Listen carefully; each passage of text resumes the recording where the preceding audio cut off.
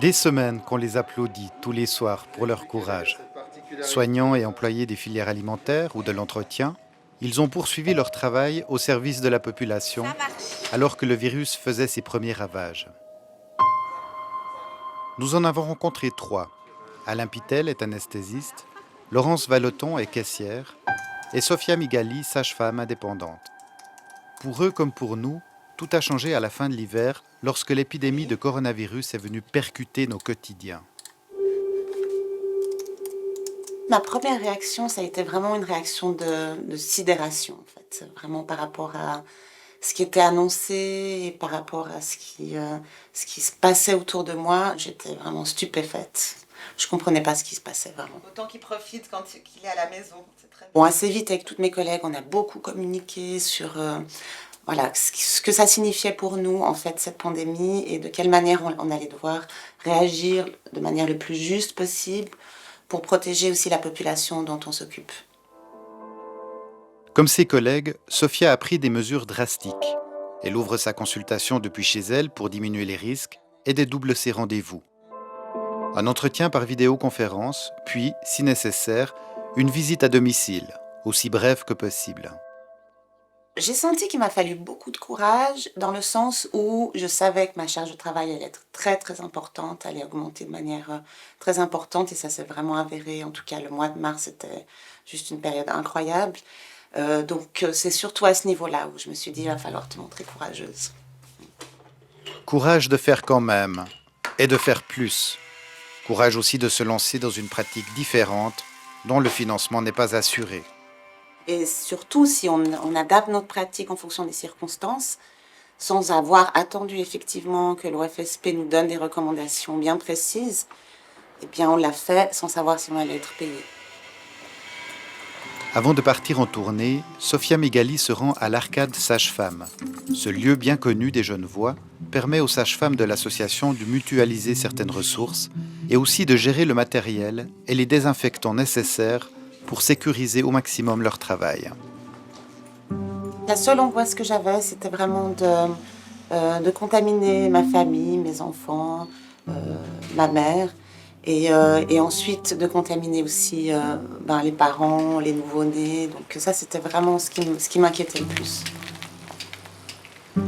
Le courage, c'est aussi faire face à une situation nouvelle, comme un saut dans l'inconnu. On a tellement peu de recul par rapport à ce virus qu'on ne sait pas effectivement quels sont l'impact sur les femmes enceintes, sur les nourrissons, comment ça se passe pendant l'allaitement, si la mère est malade, etc. Donc nous-mêmes, on avait beaucoup de questions pour lesquelles on n'avait pas de réponse. Donc c'était aussi pas facile de répondre aux questions des parents. Une fois chez ses clientes, tous les instruments sont soigneusement désinfectés avant et après utilisation. Sécurité donc, mais aussi et surtout concentration sur les procédures indispensables. Il faut prodiguer les meilleurs soins possibles à cette future maman, à son futur bébé. Chaque visite est différente, unique. Il faut aller vite, mais rester à l'écoute. Le petit Aaron doit encore prendre du poids. Sa maman est bien contente de la visite, même écourtée, de sa sage-femme. C'est très rassurant aussi, parce que c'est pas trop aussi comment faire, si on peut sortir, les différentes précautions à prendre avec un petit bébé, un petit nouveau-né, qui peut être particulièrement exposé au virus. Donc oui, c'est rassurant. Ce bébé qui arrive dans cette famille, c'est comme un souffle d'air frais et de joie qui est incomparable par rapport à d'autres sentiments qu'on peut vivre dans une vie. 21 jours, comme on compte pas le premier jour. Le premier jour, c'est... Mato, dans la campagne vaudoise. Au retour de ses vacances, Laurence Valloton a elle aussi pris conscience de la situation. Comptant parmi les personnes dites à risque, cette caissière à la COP d'Yverdon a pourtant choisi de rejoindre ses collègues de travail. J'avais besoin d'être avec elles. J'aurais vraiment pas pu rester à la maison. J'avais besoin de les entourer, d'être là, d'aider, de mes supérieurs aussi. J'avais vraiment besoin d'y aller. C'est vrai que j'avais un petit peu souci quand je recevais leurs messages en vacances. Là, je me disais, ouh là là, mais on part dans quelle sorte d'événement? Là, ça devient compliqué. Atteinte par un cancer il y a 4 ans, elle a demandé à son médecin l'autorisation d'aller travailler, alors qu'elle aurait pu rester à la maison avec sa famille.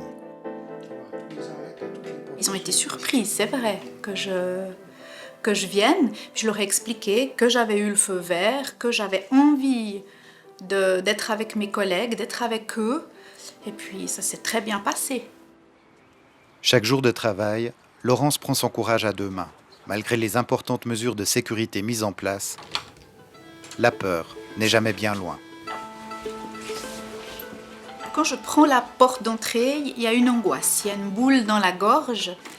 Sur le moment, c'est pas facile. On a l'impression vraiment d'entrer dans le nid du virus. Et puis après, au fil du temps, je croise des collègues, on se fait des feedbacks, on échange, et puis la tension descend gentiment.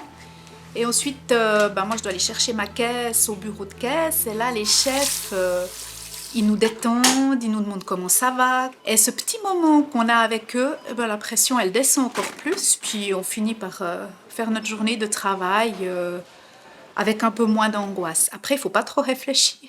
Parce que dès que vous réfléchissez, ça monte de nouveau. Donc, il ne faut pas trop penser à ça. On a des clients sympas, ça aide. Ah bah c'est bien. Hein? Oui, tout à fait. Dans tout métier, il comporte des risques. Bon, c'est sûr que l'heure actuelle, vu les contextes actuels, c'est pas facile pour elle. Plein de courage, énormément de charges de travail, ils doivent toujours être polis, ils doivent être serviables. Actuellement, on compte beaucoup sur eux, donc heureusement qu'ils sont là, vraiment. Peut-être qu'on peut prendre ça comme du courage, mais moi, j'ai aussi besoin de faire mes courses. Je suis contente qu'il y ait des caissières qui travaillent pour que je puisse payer mes courses, que je puisse aussi nourrir ma famille. Donc je me dis, je fais la même chose pour eux. Moi, je me suis toujours comparée en employée ou en cliente. C'est important de pouvoir se nourrir, donc on prend les sécurités qu'il faut et on y va.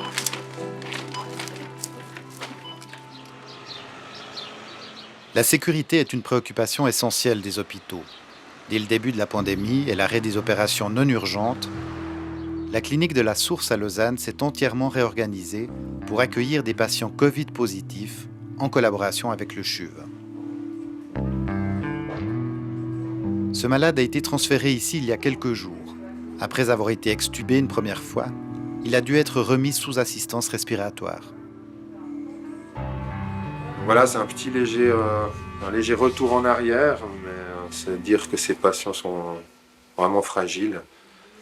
Et puis, on n'est pas encore tiré d'affaire, même si le pronostic chez ce patient est plutôt bon, quoi. Ancien médecin de la Réga, Alain Pitel fait partie des équipes qui travaillent tous les jours au contact de personnes souffrant de formes graves de l'infection. Mais lui-même ne se considère pas comme particulièrement courageux. C'est mon métier. Si un ambulancier fuit devant un accident avec des blessés, si un pompier fait demi-tour dès que ça brûle, voilà, alors oui, moi effectivement, quand je vois un pompier foncer avec son attirail dans une maison qui brûle, je me dis, ouais, il est courageux.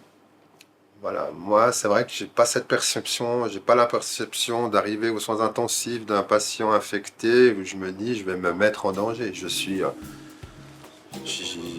a un scaphandre quasiment sur moi avec le bon matériel, on a des procédures, si on la respecte correctement, on n'a pas de risque finalement notable. Nous on a 0 infection du personnel aux soins intensifs et au bloc opératoire depuis le début de cette histoire. Malgré les mesures de précaution, l'anesthésiste a perçu des réactions très contrastées face au risque, et pas seulement chez les soignants. Vous allez avoir quelqu'un sans aucune formation qui va être extrêmement performant, se révéler d'une personne ressource et extrêmement... alors qu'elle n'a aucune idée des risques éventuellement qu'elle prend. Et puis vous avez à l'inverse la personne la plus qualifiée qui va être fuyante. Maintenant, globalement, les gens ont plutôt bien réagi. Il y a eu vraiment un élan de tous les corps de métier qui était très positif. ça paraît très raisonnable. Il y a quand même beaucoup de gens qui vont... En salle d'opération, les mesures sont poussées au-delà du nécessaire, aussi pour les patients a priori non infectés, comme c'est le cas ici. Normalement, vous ne mettez pas ce masque. Non. Non, les masques chirurgicaux suffisent amplement. Et ça, c'est des masques ultra-filtrants qui justement nous protègent. Avec ça, on est vraiment protégé. Ce surcroît de précaution contribue à diminuer la tension ambiante et la crainte du virus. Ici, on a été plutôt à l'heure en se disant on protège un peu trop peut-être, mais au moins on protège vraiment bien. C'est ce qui fait que les gens venaient le matin travailler sans problème. Ce sentiment qu'on les mettait en sécurité pour faire leur job par rapport à tout ce qu'on peut voir dans d'autres pays qui nous entourent, où on a des soignants qui sont vraiment exposés. Alors là, ces gens-là, ils ont une forme de courage parce qu'ils sont, on les emmène un peu comme ces travailleurs à Tchernobyl, on les emmène au casse-pipe parce qu'ils n'ont pas les moyens de se protéger. Alain Pitel a terminé sa nuit. C'est l'heure de décompresser, de passer un peu de temps avec sa femme, elle aussi infirmière, et avec sa fille de 6 ans. C'est là aussi, au sortir de la clinique, que parfois les questions reviennent. Intérieurement, c'est vrai qu'on s'angoisse, mais je me suis angoissé, c'est sûr, hein, pour ma famille, pour si je meurs, les rentes, qu'est-ce que je laisse à mes enfants. C'est sûr, hein, on y a pensé, ce serait... Mais c'était noyé dans la logistique qu'on doit préparer ici, qu'est-ce qu'on doit faire, les X réunions, prévoir, puis c'est peut-être le soir à la maison. Tu peux pas jouer ? Après deux ou trois bons verres de bon vin rouge, où on peut penser à tout ça, mais au travail, en fait, on avance, quoi. On y va ?